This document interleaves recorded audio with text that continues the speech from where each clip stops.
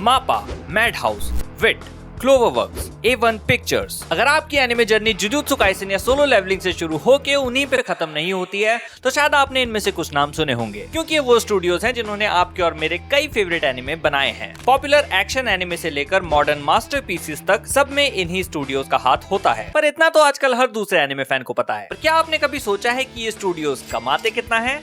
इस वीडियो में मैं रिवील करूंगा इन स्टूडियोज की पासबुक डिटेल्स और बैंक बैलेंस, और बताऊंगा कौन कितने पानी में है। नॉट गोना लाई, एक स्टूडियो एक्चुअली में है पानी में। Hello, how are you? I am under the water.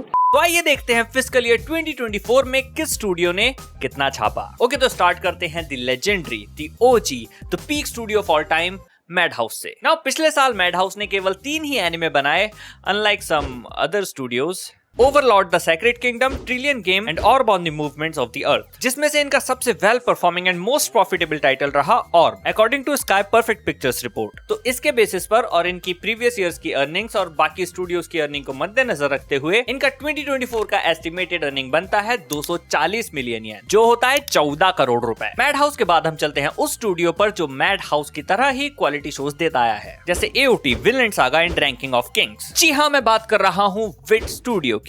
Wit studio ने भी मैड हाउस की तरह केवल 4 ही एनिमे बनाए। Maybe greatness takes time, although पिछले साल का कैटलॉग ग्रेट तो नहीं है। इन्होंने बनाया Great Pretender Razbliuto, the Grimm Variations, Suicide Squad Isekai और My Deer Friend Nokotan. And according to Japan's official gazette, Wit made a net profit of 271 million yen, यानी कि 16 करोड़ रुपए। दिमाग में आ रहा होगा कि पूरा एक एनिमे एक्स्ट्रा बनाया विट ने मैड हाउस से, लेकिन प्रॉफिट सिर्फ 2 करोड़ ज्यादा। तो मैं बता दूं कि एक एनिमे स्टूडियो की अर्निंग केवल उसके बनाए एनिमे टाइटल से नहीं आती है। ये अपने शोज को प्रोड्यूस करने के साथ साथ दूसरों के एनिमे में भी घुसे रहते हैं। छोटे लेवल्स पर असिस्ट करने से लेकर मल्टीपल एपिसोड्स भी इनको आउटसोर्स कर दिए जाते हैं। और यही वजह है कि कभी कभी तुम्हें क्लोवरवर्क्स के एनिमे के एंड क्रेडिट्स में विट का नाम दिख जाता है। अगला जायंट है A1 पिक्चर्स, जो अभी अभी सोलो लेवलिंग की वजह से बहुत पॉपुलर हो गया है। इन्होंने लास्ट ईयर 5 एनिमे बनाए और देखो इनका लाइनअप क्या है। Solo leveling, martial season 2, Nier Automata core 2, too many losing heroines and sword art online alternative, gun gale online 2। कितने बड़े बड़े नाम है ना? पर इसके बावजूद भी इनका नेट प्रॉफिट केवल 25 मिलियन येन है, यानी कि कुल 1.4 करोड़। पर भैया सोलो लेवलिंग तो इतना पॉपुलर था, उसने तो एनिमे ऑफ द ईयर भी जीता, उसने तो अकेले विट और मैड हाउस से ज्यादा कमाया होगा ना?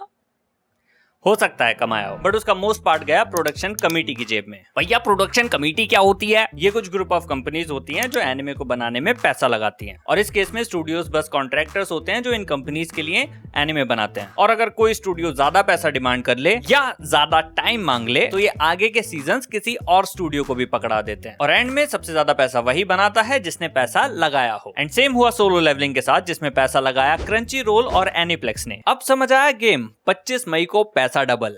A1 पिक्चर्स की तरह ही एक और पुराना और पॉपुलर स्टूडियो है प्रोडक्शन IG, और इन्होंने लास्ट ईयर रिलीज किए 8 एनिमे। कुछ पॉपुलर टाइटल्स में है kaiju number 8, Haikyu the dumpster battle और किमी नो तोदो के सीजन 3, और बाकी की लिस्ट तुम्हारे सामने है। इनमें से सबसे ज्यादा प्रॉफिटेबल रहे Haikyu the dumpster battle movie और काइजू नंबर 8। अकेले डंपस्टर बैटल ने ही जापान में 11 बिलियन येन कमाए और 2024 की second highest grossing Japanese film बन गई। और काइजू नंबर 8 भी एनफ सक्सेसफुल एंड पॉपुलर था, और ये सक्सेस रेशियो इसकी नेट अर्निंग भी रिफ्लेक्ट होता है, जो है 358 मिलियन येन, यानी कि 20 करोड़ रुपए। अगला स्टूडियो है क्लोवरवर्क्स, जो जाना जाता है अपने अमेजिंग लुकिंग एनिमे और ओवरवर्क्ड स्टाफ के लिए। यहाँ एम्प्लॉयज की हालत इतनी खराब हो जाती है कि उनको काम से घर नहीं सीधा हॉस्पिटल जाना पड़ता है। इन्होंने इस साल 5 एनिमे बनाए, जिनमें इनके सबसे सक्सेसफुल टाइटल रहे विंड ब्रेकर, एल्यूसिव समुराई और ब्लैक बटलर, और इनकी नेट अर्निंग रही 203 मिलियन येन, यानी कि 11 करोड़। अब तक मैंने तुमको वो स्टूडियोज बताए जिन्होंने प्रॉफिट कमाया, पर कुछ स्टूडियोज ऐसे भी होते हैं जो नेगेटिव में कमा लेते हैं, जैसे स्टूडियो 8 बिट। और ऐसा नहीं है कि इसने एनिमे नहीं बनाए, बहुत एनिमे बनाए, इवन बहुत बड़े एनिमे बनाए, जिनमें से कुछ हैं ब्लू लॉक सीजन 2, उसकी movie episode Nagi, Laid Back Camp season 3, That Time I Got Reincarnated as a Slime season 3, और बाकी की लिस्ट आपकी स्क्रीन पर है। बट बेचारों की किस्मत इतनी खराब है कि इतने सारे एनिमे बनाने के बाद भी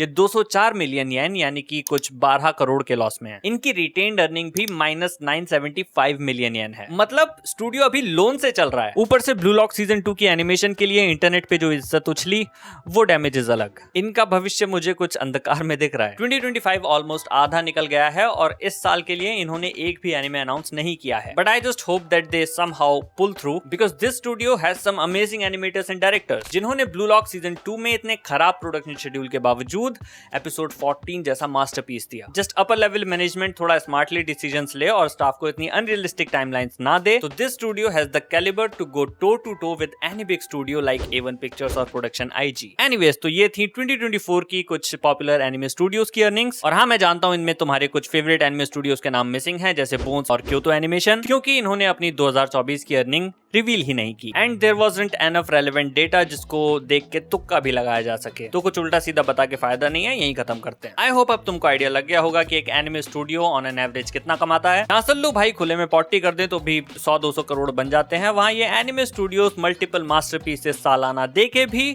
कुछ 15-20 करोड़ ही कमा पा रहे होते हैं। आई गेस अब समझ आता है कि यूफोटेबल डीमन स्लेयर की इतनी सारी एपिसोड स्क्रीनिंग्स क्यों करवाता है। एनीवेज, वीडियो पसंद आई हो तो लाइक कर देना। मैं मिलूंगा तुमसे अगली वीडियो में। Tata bye bye.